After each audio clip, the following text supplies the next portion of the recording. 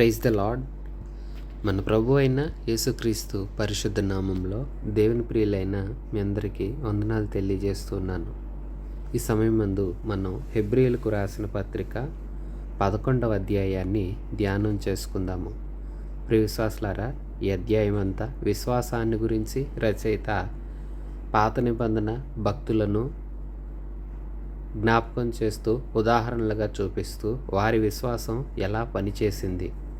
మరి క్రీస్తునందు మనం విశ్వాసం ఉంచితేనే నీతిమంతుడు విశ్వాసం మూలంగా జీవించును అని లేఖనాలు సెలవిస్తున్నట్లుగా విశ్వాసం లేనిదే మనం కూడా ఇంత గొప్ప ప్రధాన యాజకుడు, అందరికంటే శ్రేష్ఠుడు, ఈయన చేసే వాగ్దానాల యొక్క ఫలం అనుభవించాలంటే విశ్వాసం కావాలి. సరే, విశ్వాసం పనిచేయాలి. భక్తుల్లో పనిచేసింది. ఆ విషయాలు ఈ అధ్యాయం అంతా వివరిస్తున్నాడు. హెబ్రీ పత్రిక 11వ అధ్యాయం మొదటి నుంచి. విశ్వాసం అనున్నది నిరీక్షింపబడు వాటి యొక్క నిజ స్వరూపము, అదృశ్యమైనవి ఉన్నవనుటకు రుజువై ఉన్నది. ప్రియ విశ్వాసులారా, చాలా చక్కగా విశ్వాసాన్ని గురించి ఆరంభంలోనే తెలియచేస్తున్నాడు. ఏంటి విశ్వాసం అంటే?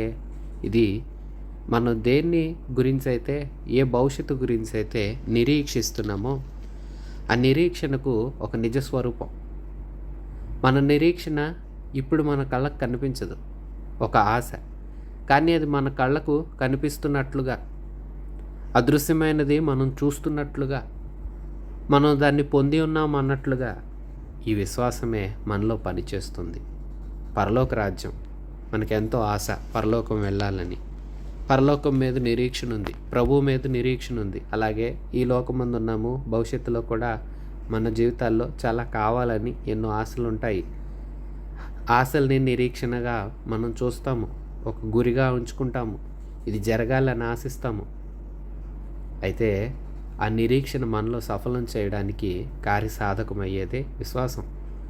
దేవుడు అదృశ్యుడు, ఆయన శక్తి అదృశ్యమైనది, ఆయన కార్యాలు గొప్పవి. ఇవన్నీ ఉన్నాయని నమ్మటమే మన నిరీక్షణకు ఒక నిజ రూపమే విశ్వాసం. ఎప్పుడో కాదు, ఇప్పుడే పొంది ఉన్నాము అని నమ్ముతాము విశ్వాసాన్ని బట్టే. ఈ విశ్వాసమే క్రైస్తవులుగా పిలువబడుతున్న మనకు, క్రీస్తునందున్న మనకు ఒక వేర్లేనిదే.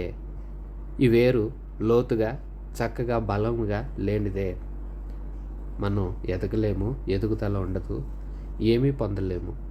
అల్ప విశ్వాసం, అవిశ్వాసం ఉండకూడదు, అవిధేయత ఉండకూడదు. విశ్వాసం ఉంచాలి. దేవుడు ఉన్నాడు, మన ఆశలన్నీ తీరుస్తాడు. మనం ఆయన పైన ఏదైతే ఆశ పెట్టుకున్నామో ఆశ విషయంలో ఆయన కృప చూపిస్తాడు. దేవుడు ఉన్నాడు, గొప్ప దేవుడు, ఆయనే మనకు సహాయం చేస్తాడు. ఆయన వాగ్దానం చేశాడు, నమ్మదగిన వాడు. వాగ్దాన ఫలం మనం పొందుతాం అనే నమ్మకం మనలో ఉండాలి. ఆ నమ్మకాన్ని మనం విశ్వాసంగా భావిస్తాము, అదే విశ్వాసం. విశ్వాసం లేనిదే మనం ముందుకు సాగలేము. ప్రియ విశ్వాసులారా, విశ్వాసం బలమైనదై ఉండాలి, అది పనిచేసేదై ఉండాలి. విశ్వాసం ఎంతో అవసరం. విశ్వాసం లేకపోతే యాత్ర ముందుకు సాగదు. 2వ వచనం, దానిని బట్టి ఏ పెద్దలు సాక్ష్యము నొందిరి. ప్రియ విశ్వాసులారా, పెద్దలు మన ముందున్న భక్తులు, వీరు సాక్ష్యాన్ని పొందారంట. అంటే దేవుని చేత ప్రశంసించబడ్డారు. ఉదాహరణకు మోషే, నా ఇల్లంతట్లో నమ్మకస్తుడని దేవుడు సాక్ష్యం ఇచ్చాడు. దావీదుని అన్నాడు, నా చిత్తానుసారమైన మనసు గలవాడిని నేను కనుగొన్నాను. ఇవి దేవుని వలన భక్తులకు, ఇంకా ఎందరో భక్తులు ఉన్నారు, వారు దేవుని వలన ఈ ప్రశంస పొందారంటే వారు ఎంత విశ్వాసాన్ని కలిగి ఉన్నారో మనం ఒకసారి జ్ఞాపకం చేసుకోవాలి. 3వ వచనం, ప్రపంచములో దేవుని వాక్యం వలన నిర్మాణమైనవనియు అందును బట్టి దృశ్యమైనది కనబడెను, పదార్థములచే నిర్మించబడలేదనియు విశ్వాసం చేత గ్రహిస్తున్నాం. మనం నమ్ముతున్నాము, ఈ సర్వ సృష్టి మన కళ్ళకు కనిపిస్తుంది, ఇదంతా కలిగింది దేవుడు కలగమన్నాడు. దేవుని వాక్యం చేత, అంటే దేవుని వాక్కు. ఆదియందు దేవుడు భూమి ఆకాశాలను సృష్టించాడు. దేవుడు తన నోరు తెరిచి కలుగుగాక అన్న ప్రతిదీ కలిగింది. దేవుని అనుమతి లేకుండా ఏది కలగలేదు. కలగచేయబడ్డవన్నీ దేవుని నోటి మాట చేత నిర్మించబడ్డాయి. ఏదో పదార్థాల వలన కలగలేదు. విశ్వాసం చేత మనం ఈ విషయాన్ని గ్రహించాము. ఇప్పుడు విశ్వాసుల గురించి కొందరి గురించి మనం ధ్యానం చేస్తాము. 4వ వచనం, విశ్వాసమును బట్టి హేబెలు కయ్యను కంటే శ్రేష్టమైన బలి దేవునికి అర్పించి దేవుడు అతని అర్పణల గురించి సాక్ష్యం ఇచ్చినప్పుడు అతడు ఆ విశ్వాసమును బట్టి నీతిమంతుడని సాక్ష్యం పొందెను. అతడు మృతి పొందియు విశ్వాసము ద్వారా మాట్లాడుచున్నాడు. విశ్వాసమును బట్టి హనుకు మరణము చూడకుండా నట్లు కొనిపోబడెను. అతడు కొనిపోబడక మునుపు దేవుడికి ఇష్టుడై ఉండెను అని సాక్ష్యం పొందెను. కాగా దేవుడు అతని కొనిపోయెను గనుక అతడు కనబడలేదు. విశ్వాసం లేకుండా దేవునికి ఇష్టులై ఉండుట అసాధ్యము. దేవుని యొద్దకు వచ్చువాడు ఆయన ఉన్నాడని, తన వెదుకు వారికి ఫలము దయచేవాడని నమ్మాలి కదా. ప్రియ విశ్వాసులారా, 7వ వచనం, విశ్వాసమును బట్టి నోవహు అది వరకు చూడని సంగతులను గురించి దేవుని చేత హెచ్చరింపబడి భయభక్తులు గలవాడై తన ఇంటి వారి రక్షణ కొరకు ఒక ఓడను సిద్ధం చేసెను. అందువలన అతడు లోకం మీద నేరస్థాపన చేసి విశ్వాసమును బట్టి కలుగు నీతికి వారసుడాయను. ప్రియవిశ్వాసులారా, భూమి మీద జలప్రళయం వచ్చింది. జలప్రళయం రాకమునుపు 3 భక్తులను గురించి ఇక్కడ ప్రస్తావిస్తున్నాడు ముందుగా రచయిత. మొదటివాడు హేబెలు. ఆదాము హవ్వలకు కలిగిన సంతానం కయీను, హేబెలు. కయీను, హేబెలు అర్పణ తెచ్చారు. కానీ విశ్వాసయుక్తమైన హేబెలు అర్పణ దేవునికి అంగీకారమైంది. ఎందుకంటే తన హృదయాన్ని ఎరిగిన దేవుడు హేబెలు ఎటు విశ్వాసంతో ఇచ్చాడో, కయీను ఏ స్వభావంతో ఇచ్చాడో గ్రహించాడు. హేబెలు అర్పణ అంగీకరించబడింది. అయితే కయీనికి కోపం వచ్చింది, తమ్ముణ్ణి చంపాడు. హేబెలు రక్తం నేలను కారింది. నేలన పడిన హేబెలు రక్తం మొరపెట్టింది. విశ్వాసాన్ని బట్టే హేబెలు రక్తం దేవునికి మొరలిడింది. హేబెలులో విశ్వాసం లేదంటే ఆ రక్తం మొర దేవునికి ఎలా చేరుతుంది? హేబెలు విశ్వాసం ఎంతో శ్రేష్టమైనది. కయీను కన్నా శ్రేష్టమైన అర్పణను అర్పించాడు. దేవుడు మెచ్చుకునే అర్పణను అర్పించాడు. దేవుడికి మెచ్చేదా? అది ఎలా తెలిసింది అంటే, దేవుని మీద ఈయనకి ఎంత విశ్వాసం ఉన్నదో, దేవుణ్ణి ముందుగానే తన మనోనేత్రాలతో ఎలా చూడగలిగాడో. దేవుడేంటో అర్థమైతేనే కదా దేవునికి నచ్చేది ఇవ్వగలడు. దేవుడికి నచ్చేది ఇవ్వబట్టే కదా ఇతడు అంగీకరించబడ్డాడు. హేబెలు. 2వ వ్యక్తి హనోకు.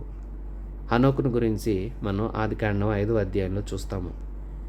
ఇతడు దేవునితో కూడా నడిచెను అనే సాక్ష్యం పొందాడు. దేవుడికి ఇష్టుడై ఉండెనని కూడా సాక్ష్యం పొందాడు. హనోకు దేవునితో నడిచాడు, దేవునితో కొనసాగాడు. తన కుటుంబం ఉంది. కుటుంబాన్ని పరిశీలించుకుంటూనే కుటుంబ అవసరతలన్నీ చక్కబెట్టుకుంటూనే ఉన్నాడు.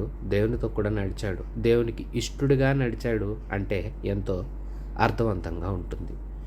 దేవునికి ఇష్టమైనట్లు నడిచాడు. మనుషులు వారికి ఇష్టమైనట్లు నడుస్తారు, తమ మార్గాలు ఎన్నుకుంటారు. కానీ హనోకు అలా కాదు. దేవాది దేవుడు మెచ్చేలాగా, దేవునికి నచ్చేలాగా జీవించాడు.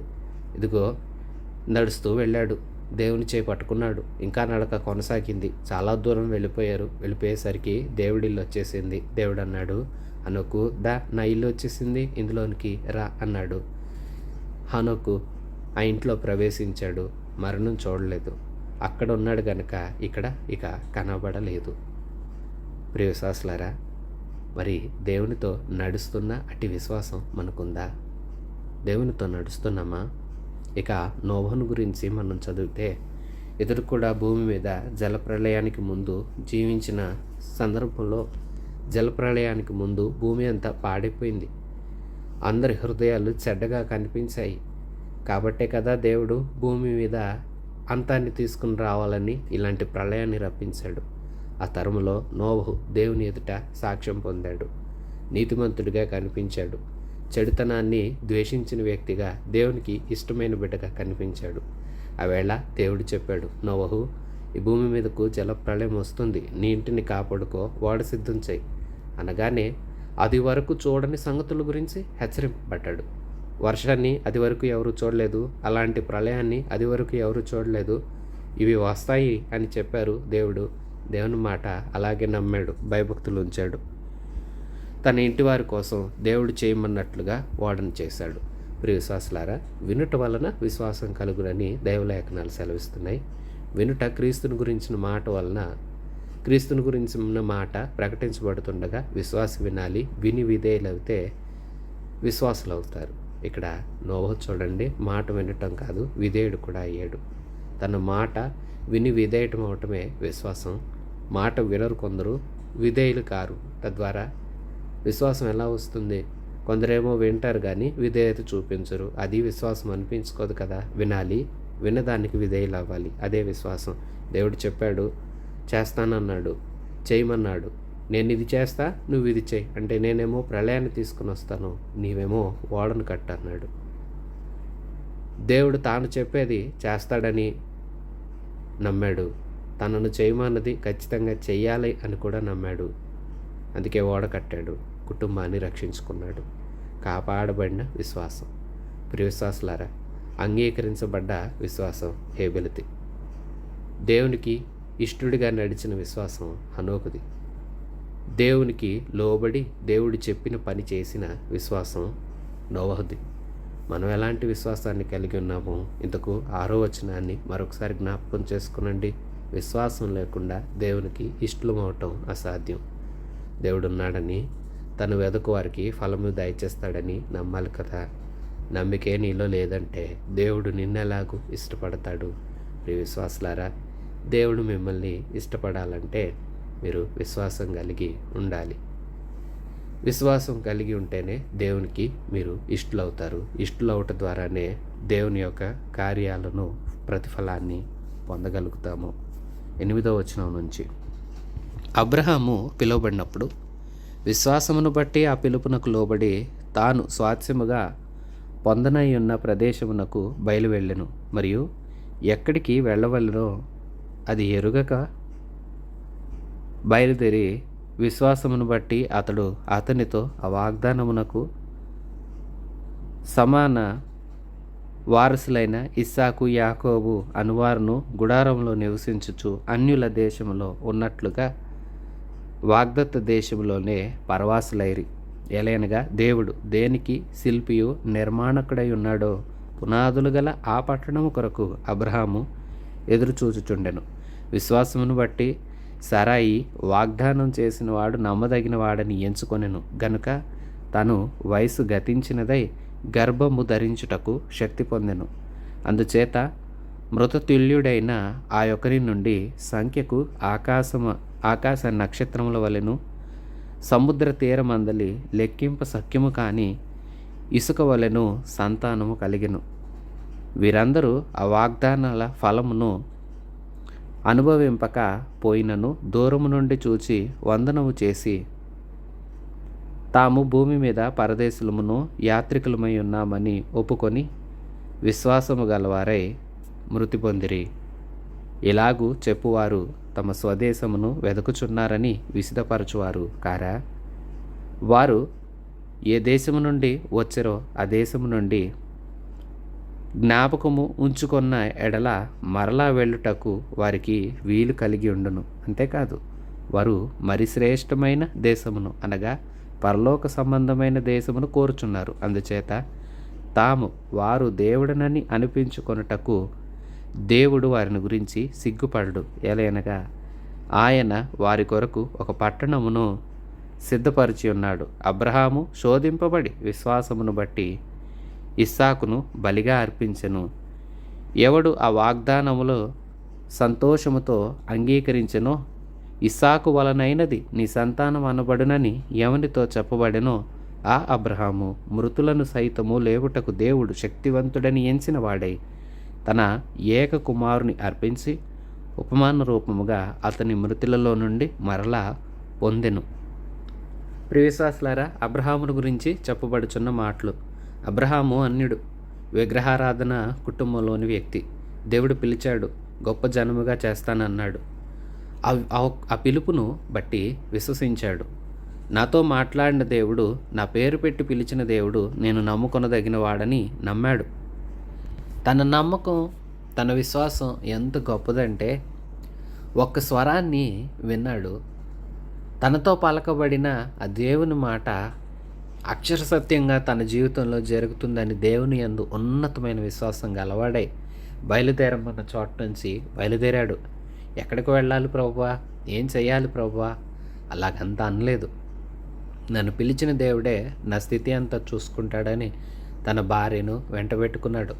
అలాగే తమతో కూడా లోతు, అతని భార్య, వారు కూడా రావటానికి ఇష్టపడినప్పుడు వారిని కూడా వెంటబెట్టుకొని ఆ ప్రాంతాన్ని విడిచాడు. దేవుడు చూపించు ప్రతి చోటకి వెళ్ళాడు.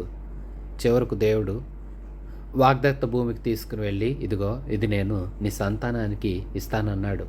నీ సంతానాన్ని ఆకాశ నక్షత్రాల వలె, ఇసుక రేణువుల వలె చేస్తానన్నాడు. అప్పటికి ఎంతో వృద్ధుడైపోయాడు, సంతానం లేదు. అయినా దేవుడు ఇలా చెప్తున్నాడేంటి అని అనుకోలేదు.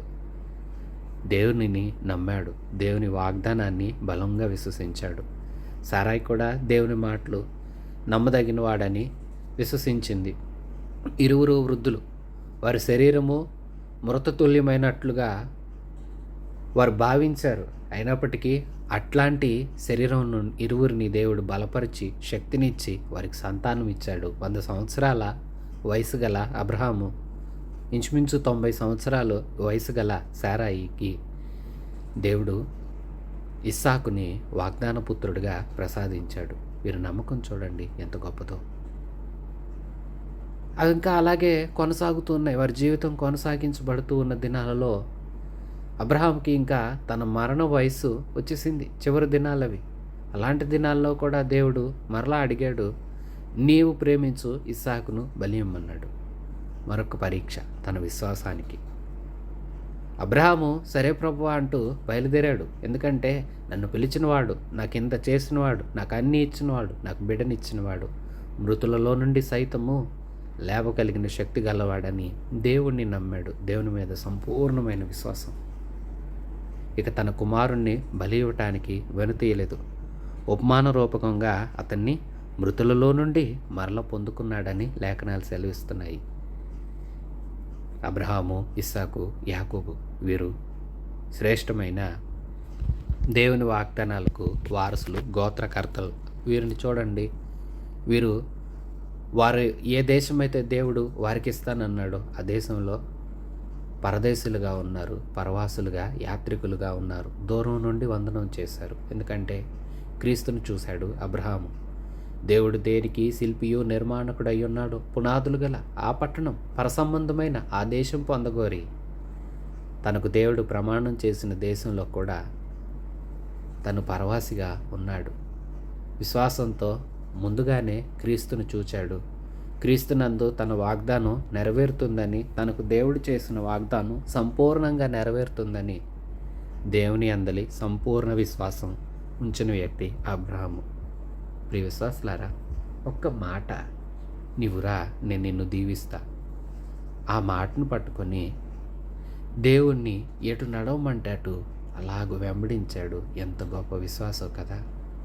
మనకు ఎన్ని చెప్పినా, ఎన్ని వాక్యాల ద్వారా ప్రభు మాట్లాడినా, ఎందరు సేవకుల ద్వారా సూటిగా నేరుగా మనతో ఎన్నో వర్తమాన రూపంలో ప్రభు మాట్లాడినా మనం స్పందిస్తున్నామా? అబ్రహాము నిజంగా ఎంత విశ్వాసం ఉన్న వ్యక్తో, అందుకే కదా విశ్వాసులకు తండ్రిగా పిలువబడ్డాడు. మరి మనం కూడా మంచి విశ్వాసం గలవారమై ఉండాలి. ఉన్నతమైన విశ్వాస ప్రమాణం గల ఈ వ్యక్తి దేవుని మాటను నమ్మాడు. తన భార్య కూడా నమ్మింది. ఇరువురు సంతానాన్ని పొందుకున్నారు. సంతానాన్ని అర్పించమని దేవుడే అన్న వెనుతీయలేదు. ఎందుకంటే నమ్మకం దేవుని పైన ఉంది, ప్రాంతం పైన కాదు. దేవుడిచ్చే అద్భుతమైన ఉన్నత లోకం, పరలోకం మీద దృష్టి నిలిపాడు అబ్రహాం. అందుకే ఈ లోకంలో నేను పరదేశిని అని గుర్తించాడు. పరదేశులమని మనం కూడా గుర్తించాలి. మనం ఎక్కడి నుండి వచ్చామో, మనది ఏ లోకమో, మనం ఎచ్చటికి చేరవలసిన వారమో ఆ దేశాన్ని మరవకూడదు. ఆ గురిని, ఆ నిరీక్షణను ఎప్పటికీ విడవకూడదు. అలాగ విడవకుంటేనే మన విశ్వాసం మనలో పనిచేస్తుంది. మనం ఎప్పుడైతే ఆ నిరీక్షణను మర్చిపోతామో, విశ్వాసం ద్వారా మనం క్రియలు చేయలేము, ముందుకు సాగలేము, దేవునికి ఇష్టంగా బ్రతకలేము. ప్రియ విశ్వాసులారా, దేవుని రాజ్యంలోనికి, ఉన్నతమైన పరలోకంలోనికి వెళ్ళ ఆశ మీకుందా? అటు నిరీక్షణ మీకుందా? అయితే మీ విశ్వాసం ఇక్కడ పనిచేయాలి. విశ్వాసం ఉంటేనే మీరు దేవునికి ఇష్టమైన పిల్లలవుతారు. హెబ్రీ పత్రిక 11వ అధ్యాయం 20వ వచనం నుంచి. విశ్వాసమును బట్టి ఇస్సాకు జరగబో సంగతుల విషయమై యాకోబును ఏశావును ఆశీర్వదించెను. విశ్వాసమును బట్టి యాకోబు అవసాన కాలమందు యోసేపు కుమారుల్లో ఒక్కొక్కరిని ఆశీర్వదించి తన చేతికర్ర మొదల మీద ఆనుకుని దేవునికి నమస్కారం చేసెను. యోసేపు తనకు అవసాన కాలం సమీపించినప్పుడు విశ్వాసమును బట్టి ఇశ్రాయేలు కుమారులు నిర్గమమునకు గూర్చిన ప్రశంసించి తన శల్యములను గూర్చి వారికి ఆజ్ఞాపించెను. అలాగే అబ్రహాము కుమారుడైన ఇస్సాకు దేవుని యందలి భయభక్తులు విశ్వాసం గల వ్యక్తిగానే మనం చూస్తాము. ఇక అతని కుమారుడైన యాకోబు ఇస్సాకు చనిపోకముందే తన కుమారుల్ని దీవించాడు. యాకోబు తాను కూడా తను మరణ సమయం సమీపించినప్పుడు తన కుమారుల్ని పిలిపించి ఆశీర్వదించాడు. అయితే దేవుని యందు తన జీవితంలో ముందు దశలో అంత విశ్వాసాన్ని మనం చూడం, కానీ మానవ జీవితంలో ఉన్న లోపాలు, ఎన్నో రకాల కష్టాలు యాకోబు జీవితంలో ఎక్కువగా చూస్తాము. అయితే దేవునితో పెనుగులాడిన తర్వాత తన జీవితం మారింది, మార్పు నొందాడు. ప్రియ విశ్వాసులారా, దేవుడేమో అతన్ని ఉన్నతంగా ఆశీర్వదించాడు. దేవుని మీద అతనికి కూడా నమ్మకం ఉంది. తన బిడ్డల్ని దీవించాడు. బిడ్డల మీద తను పలికిన దీవెనలన్నీ అలాగే జరుగుతూ వచ్చాయి. యోసేపును గురించి చూస్తాము, యాకోబు కుమారుడు. ఇతడు కూడా తను ఎన్నో శ్రమలను అనుభవించాడు, కష్టాలను అనుభవించాడు. అయినా దేవుడు చూపించిన దర్శనం, తనకు ఒక కళ చూపించాడు దేవుడు. ఆ కళలు నెరవేరుతాయనే నమ్మకం అతనుకున్నది. అందుకే పరిస్థితులు ఎలాగున్నా ఏమైపోయినా తను మాత్రం దేవుని మీద గురిని త్రిప్పుకోలేదు. తను నమ్మాడు. దేవుడు వాగ్దానం చేశాడు, ఇదిగో నేను చనిపోతున్నాను, ఇదిగో నిశ్చయముగా మీరు ఈ ఈజిప్ట్ నుంచి దేవుడు వాగ్దానం చేసిన దేశానికి వెళతారు, ఆ దేశంలో నా ఎముకలను మీరు పాతి పెట్టండి అంటే తాను ఇంకా చనిపోకముందే వారు ఇంకా ఆ దేశానికి ఇక్కడి నుండి విడిపించబడి ఆ దేశానికి వెళ్ళక ముందే విశ్వాసంతో ముందుగానే గుర్తెరిగాడు. దేవుని వాగ్దానాలపైన అంత విశ్వాసం ఉంది. విశ్వాసం సుదూర భవిష్యత్తుని మనకు చూపిస్తుంది. దాని ఫలం మనం పొందుకోవడానికి ఆ దిశగా మన అడుగులు వేయిస్తుంది. విశ్వాసం ఉండాలి. యోసేపు విశ్వాసం కూడా ఎంతగా పనిచేసిందో చూడండి. తన జీవిత దినాలన్నిట విశ్వాసంతోనే దేవునికి లోబడి భయభక్తులతో జీవించాడు. భవిష్యత్తును గురించి కూడా, అయిలారా మీకు దేవుడు ఇదిగో నిశ్చయముగా ఒకానొక తరానికి ఆ రాజ్యాన్ని, ఆ దేశాన్ని ఇస్తాడు, వాగ్దానం చేసిన దేవుడు నమ్మకస్తుడు. మీరు ఈ ఈజిప్ట్ నుంచి బయలుదేరేటప్పుడు నా ఎముకలను కూడా తీసుకుని వెళ్ళండి, వాగ్దాన దేశం ముందు వాటిని పాతిపెట్టండి అని ముందుగానే చెప్పాడు.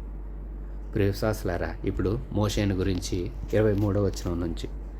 మోషే పుట్టినప్పుడు అతని తల్లిదండ్రులు ఆ శిశువులు సుందరుడై ఉండట చూచి విశ్వాసమును బట్టి రాజాజ్ఞకు భయపడక 3 మాసాలు అతన్ని దాచిపెట్టిరి. మోషే పెద్దవాడైనప్పుడు విశ్వాసమును బట్టి ఐగుప్తు ధనము కంటే క్రీస్తు విషయమైన నింద గొప్ప భాగ్యమని ఎంచుకొని అల్పకాల పాప భోగము అనుభవించుట కంటే దేవుని ప్రజలతో శ్రమ అనుభవించుట మేలని ఎంచి ఫరో కుమార్తె యొక్క కుమారుడని అనిపించుకొనుటకు ఒప్పుకొనలేదు.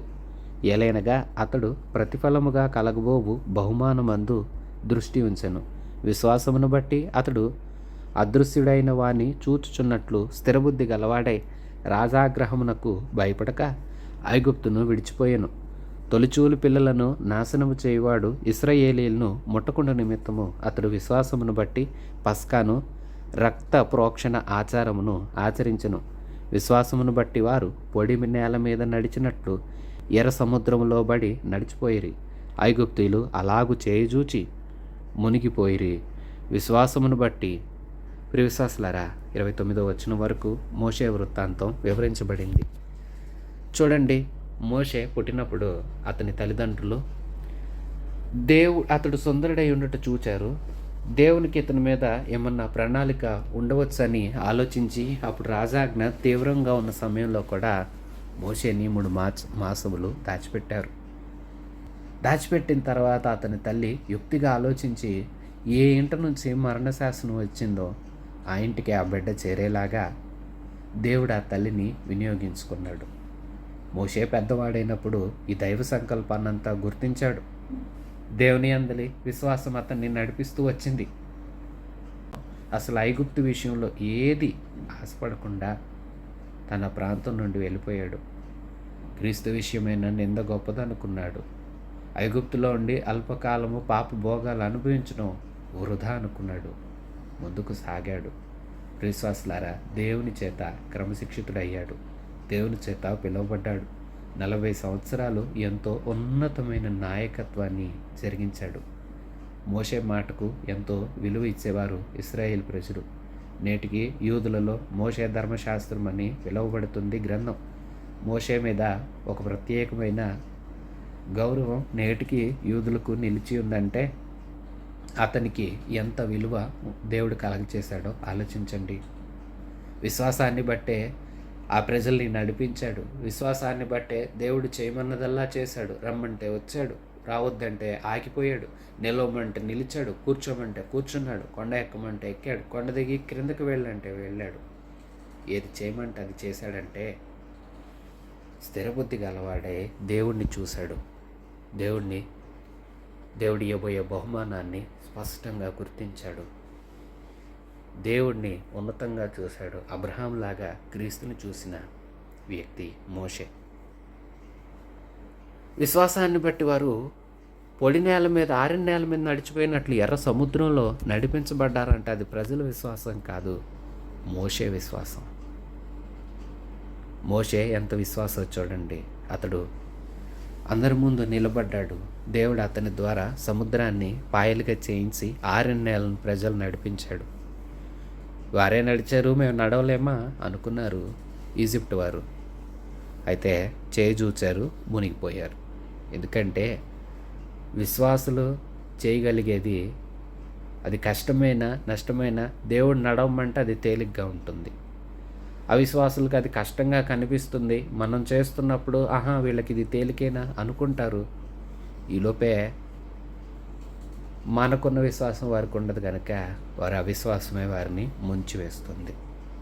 విశ్వాసులారా, మోషేని కూడా చూడండి. నిజంగా ఎంత గొప్ప నాయకుడో, విశ్వాసం మందు ఎంత అద్భుతమైన వ్యక్తో. అబ్రహాము, నోవహు, అలాగే మనం హనోకు, హేబెలు, మోషే, ఇలా చాలా వీరింకా ప్రముఖులు. ఎంతో ఉన్నతమైన విశ్వాసాన్ని దేవుని ఎదుట కనపరిచారు. మోషే విశ్వాసం ఎంతో ఉన్నతమైనది. మీకు ఈ అధ్యాయం ఆరంభంలోనే తెలియచేశాను కదా, నా ఇల్లంతట్లో నమ్మకస్తుడని దేవుడే సాక్ష్యం ఇచ్చాడు. అంటే మోషే ఎంతటి విశ్వాసం దేవుని పైన నిలిపాడో మనం ఆలోచించవచ్చు. యెహోషువను గురించి 30వ వచనం. విశ్వాసమును బట్టి 7 దినముల వరకు ప్రదక్షిణ చేయబడిన తర్వాత ఎరుకో గోడలు కూలెను. ప్రియవిశ్వాసులారా, ఎరుకో ప్రాంతం గోడలున్నాయి, తలుపులు కూడా వేయబడ్డాయి. ఆ సమయంలో యెహోషువ నాయకుడు. యెహోషువతో దేవుడు అన్నాడు, నేను చెప్పింది చెయ్యి, దినానికి ఒకసారి 6 రోజులు తిరగండి, 7వ రోజు 7 సార్లు తిరగండి అన్నాడు. ఎరుకో గోడల చుట్టూ, కోట గోడల చుట్టూ తిరుగుతూ ఉన్నారు. ఎరుకో పట్టణం ప్రాకారాల చుట్టూ వారు అలాగే తిరిగారు.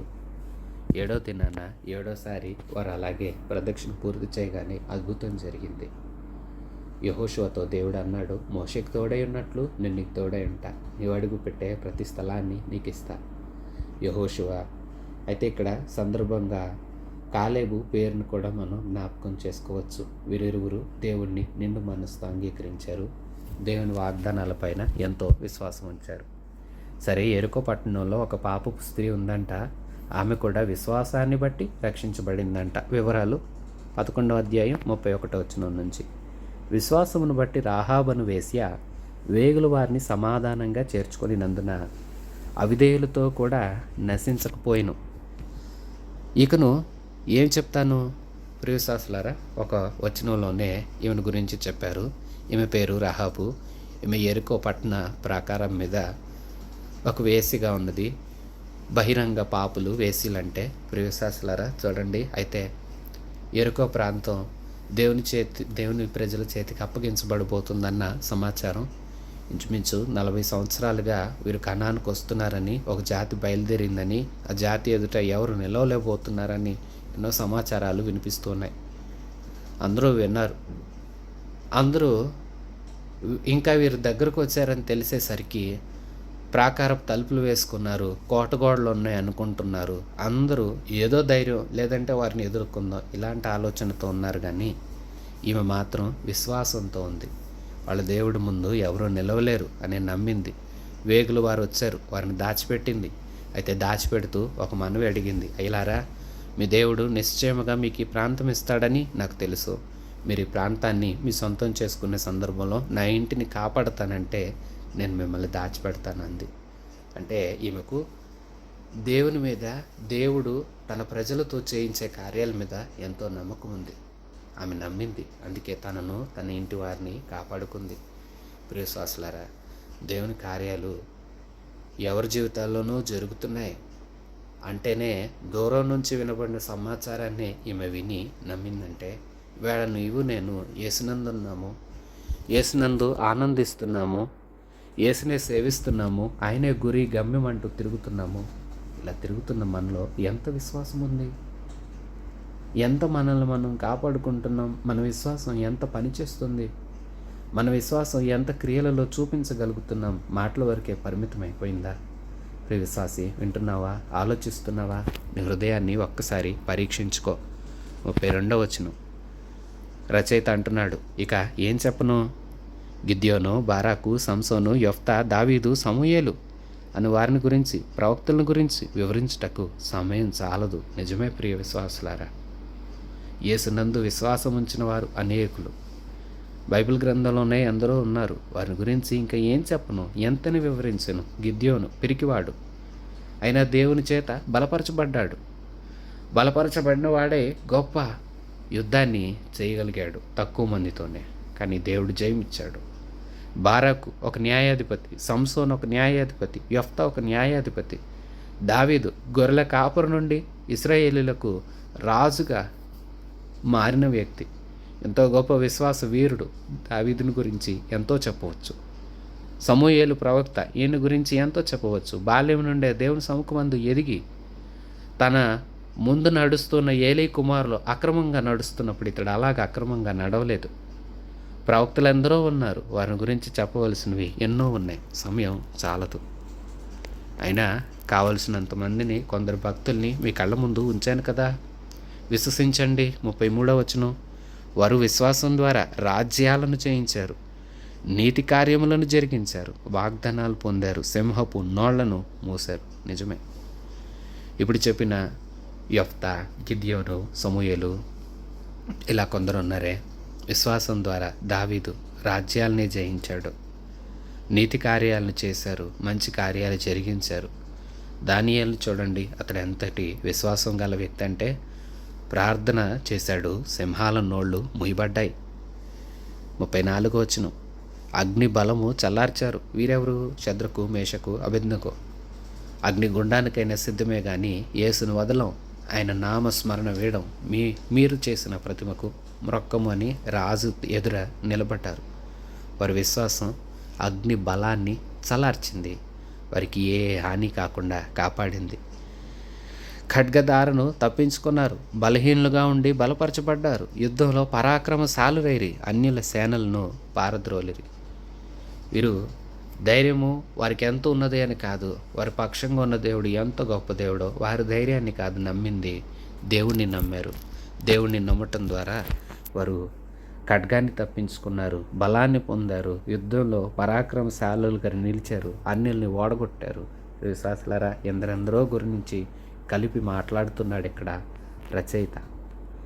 35వ వచనం, స్త్రీలు మృతులైన తమ వారిని పునరుత్థానము వలన మరల పొందిరి, కొందరైతే మరి శ్రేష్టమైన పునరుత్థానం పొందగోరి విడుదల పొందనులక యాతన పెట్టబడ్డారు. స్త్రీలు కొందరు చూడండి, ఏలియా దగ్గర తన కొడుకు చనిపోయాడని విజ్ఞాపన చేసుకుంది పేద విధవరాలు. ఏలియా తన కుమారుణ్ణి బ్రతికించి ఇచ్చాడు. మనం ఆ సందర్భాన్ని చూస్తాము. గనురాలైన స్త్రీ ఏలీషాకు ఉపచారం చేయడానికి బస ఏర్పాటు చేసింది. అయితే తన కుమారుడు కూడా మరణించాడు. అప్పుడు ఎలీషా దగ్గరికి వెళ్ళింది. ఎలీషా ద్వారా ఆ బిడ్డను బ్రతికించుకున్నది.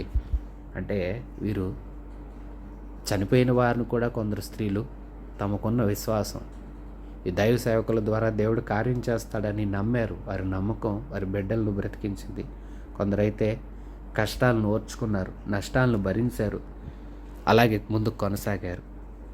36వ వచనం, మరికొందరు తిరస్కారములను, కొరడా దెబ్బలను, మరి బంధకములను, ఖైదును అనుభవించారు.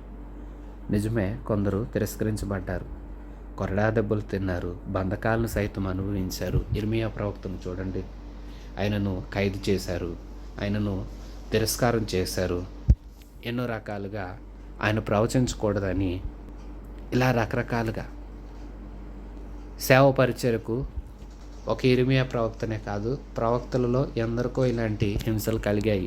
37వ వచనం, రాళ్లతో కొట్టబడ్డారు, రంపంతో కోయబడ్డారు. ప్రత్యేకించి రంపంతో మనష్య అనే రాజు ఏలుతున్న కాలంలో యెషయా ప్రవక్త, మనం యెషయా గ్రంథం చదువుతామే, ఆ గ్రంథ రచయితను చెట్టు త్వరలో ఉన్నప్పుడు పెద్ద రంపం చేత చెట్టుతో సహా మనిషి కూడా చనిపోయేటట్లు కోయించాడని చరిత్రకారులు అభిప్రాయపడుతున్నారు. శోధింపబడ్డారు, ఖడ్గంతో చంపబడ్డారు, గొర్రె చర్మాలు, మేక చర్మాలు వేసుకొని దరిద్రులై ఉండి శ్రమపడి హింస పొందారు.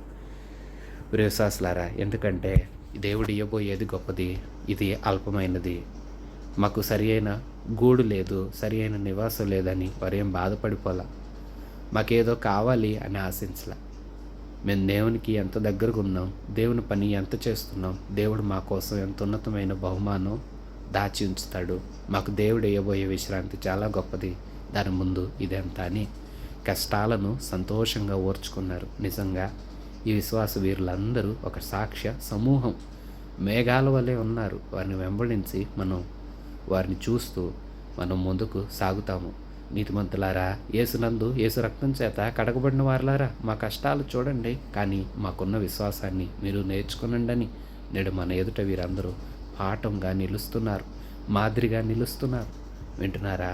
అబ్రహామును చూడండి, చదవమని కాదు, అబ్రహాములాగా మాట విని విధేయులై దేవుని వాగ్దానాలు పొందుకునే వరకు సహించాలి.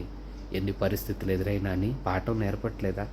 నోహను చూడండి, నేను దేవుని మాట విన్నాను, మీరెందుకు వినరు అని భూమి మీద నేరస్థాపన చేశాడంట. అంటే ఏమన్నాడు? యేసయ్యా, నేను నీ మాట నువ్వు చెప్పగానే విన్నా, వీళ్ళు వింటున్నారా, వీళ్ళు వినట్లేదని మన మీద వేలెత్తి చూపించి నేరం మోపాడంట నోవహు. ఎలా చేయగలిగాడంటే తను చేశాడు కనుక చేయగలిగాడు. మనం కూడా మరి ఆయన మాట వింటున్నామా? ఈ భక్తుల నుంచి పాఠాలు నేర్చుకుంటున్నామా? చదివి వదిలేస్తున్నామా? విశ్వాసం కలిగి దేవునిలో స్థిరులుగా దేవుడున్నాడు అనే నమ్మకంతో ఆనందంగా ముందుకు సాగిపోతున్నామా? లేదంటే మన పరిస్థితుల్లో ఏం మార్పు లేకుండా అలాగే నడుస్తున్నామా? 38వ వచనం, అడవులలోనూ కొండల మీదను గుహలలోనూ సొరంగములలోనూ తిరుగులాడుచు సంచరించరి, అటు వారికి ఈ లోకం యోగ్యమైంది కాదు. నిజమే, వీరు ఎంతో శ్రేష్ఠులు, వీరికి ఈ లోకం తగినది కాదు. ఈ లోకంలో ఉన్నదంతా శరీరాశ, నేత్రాశ, జీవడము చెడ్డవే కదా. వారు మంచివారు కదా, మంచి పనులు చేశారు. వాస్తవానికి వారనుకున్నారు మీరు వ్యర్థులు, మీరు జీవించడానికి అర్హులు కారనుకున్నారు. కానీ అది కాదు, లోకమే వారికి యోగ్యమైనది కాదు. నిజమే, క్రీస్తునందున్న మనకు ఈ లోకం కాదు యోగ్యమైనది. ప్రభు మనకై సిద్ధం చేసిన పరలోకం, సిద్ధపడుచున్న మన కోసం దేవుడు సిద్ధం చేసిన పరలోకం ఎంతో గొప్పది. అదే మనకి యోగ్యమైనది. ఇది అయోగ్యమైనది. అయోగ్యమైన లోకంలో ఎన్నో రకాల మనస్తత్వాలు కలిగిన మనుషుల మధ్యలో మనం ఉన్నాము. ఇలాంటి స్థితిలో మన విశ్వాసాన్ని ఎంత కాపాడుతున్నాం, ఎంత క్రియల ద్వారా ప్రత్యక్షపరుస్తున్నాం, విశ్వాసంలో ఎంత అభివృద్ధి చెందుతున్నాం అన్నదే ఇప్పుడు అసలు విషయం. 39, వీరందరూ తమ విశ్వాసము ద్వారా సాక్ష్యము పొందిన వారైనను మనము లేకుండా సంపూర్ణులు కాకుండా నిమిత్తం దేవుడు మన కొరకు మరి శ్రేష్టమైన వాణ్ణి ముందుగా సిద్ధపరచును గనుక వీరు వాగ్దాన ఫలము అనుభవింపలేదు. విశ్వాసులారా, అందరికంటే ఇంకా మరి శ్రేష్టమైన వాగ్దానం మనం కూడా పొందుకొనవలసిన అవసరం ఉన్నది ముందుగానే సిద్ధం చేశాడు. విశ్వాసులారా, తమ విశ్వాసం ద్వారా వీరందరూ సాక్ష్యాన్ని పొందినవారు. అయినా మనం లేకుండా సంపూర్ణం ఇంకా కాలేదు. మనతో అది సంపూర్ణం అవుతుంది. దేవుడు మన కోసం ముందుగా సిద్ధపరిచిన ఆ ఉన్నతమైన పరలోకం ఉందే, దానిలోనికి మనందరం వీరితో కూడా చేరతాము. వీరు మనము అందరం ఏకముగా ఆ రాజ్యములో చేరినప్పుడు మనతో కూడా వీరితో కూడా మనకి సంపూర్ణ సిద్ధి కలుగుతుంది. సంపూర్ణ వాగ్దాన ఫలం అందరము అనుభవించగలుగుతాం. ప్రియవిశ్వాసులారా, వీరు వారి విశ్వాసాన్ని కాపాడుకున్నారు, యాత్ర ముగించారు. అయితే ఇప్పుడు మనం కొనసాగుతున్నాం. మనం కూడా ముందుకు కొనసాగాలి. పౌలు అంటారు కదా, మంచి పోరాటాన్ని పోరాడాను, నా పరుగు ముగిసింది, విశ్వాసాన్ని కాపాడుకున్నాను అని పౌలు వలె మనం కూడా మన విశ్వాసాన్ని కాపాడుకుంటూ, ఈ విశ్వాస వీరులను చూసి పాఠాలు నేర్చుకుంటూ, విశ్వాసాన్ని కాపాడుకుంటూ ముందుకు సాగిన వేళ ఒకానొక దినాన ప్రభువు అందరి నిరీక్షణను సఫలం చేసే ఆ ఉన్నతమైన పరలోకాన్ని మనకివ్వడానికి, మనల్ని తీసుకెళ్ళడానికి తన పరిశుద్ధులతో కూడా వస్తాడు. అప్పుడు ఇదిగో ఎదురు చూస్తున్న వారు, అలాగే సిద్ధపడుతున్న మనం అందరం కలిసి వాగ్దాన ఫలాన్ని సంపూర్ణంగా పొందుకుంటాము. ప్రియవిశ్వాసులారా, ఎంతో గొప్ప రాజ్యం నీకై నాకై ఎదురు చూస్తుంది. మరి సిద్ధపడుతున్నావా? దేవునికి ఇష్టమైన బిడ్డగా బ్రతుకుతున్నావా? ఈ లోకంలో ఉన్న వాటిని కాదు, దేవుని వైపు చూడు. నీ విశ్వాసాన్ని అభివృద్ధి చేసుకో. నీ నిరీక్షణను పోగొట్టుకోకు. ప్రభు వస్తాడు, మంచి ప్రతిఫలం ఇస్తాడు. ఆవేళ వాగ్దానాల సంపూర్ణ ఫలాన్ని మనందరము అనుభవిస్తాము. ఆ దినములు సమీపిస్తున్నాయి. ప్రభువు ఈ మాటలు ప్రతి వారి హృదయాల్లో స్థిరపరిచి విశ్వాస వీరులుగా, యోధులుగా అందరినీ మార్చునుగాక. ఆమెన్. మన ప్రభు అయిన యేసుక్రీస్తు కృప, తండ్రి అయిన దేవుని పరమ ప్రేమ, పరిశుద్ధాత్మ దేవుని సన్నిధి సహవాసం మనందరికీ సదాకాలం తోడయుండి నడిపించునుగాక. ఆమెన్. God bless you.